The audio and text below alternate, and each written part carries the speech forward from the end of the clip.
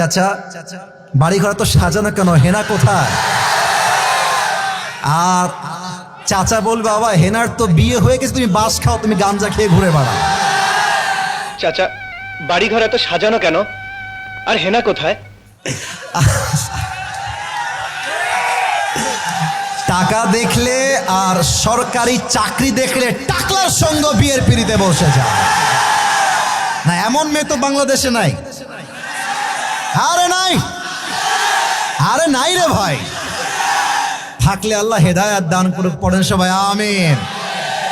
এজন্য আমি বলি পকেট শূন্য থাকা অবস্থায় যে আমাকে হালাল ভাবে বিয়ে করতে চাইবে সে তো আমার ভালোবাসা পাওয়ার যোগ্যতা রাখে, আর যে আমাকে প্রতিষ্ঠিত হওয়ার পরে চাইবে বুঝতে হবে সে আমাকে ভালোবাসে নাই, সে আমার অবস্থানকে ভালোবেসেছে। আচ্ছা তোমরা কি জীবনে ভালো কিছু করতে চাও কি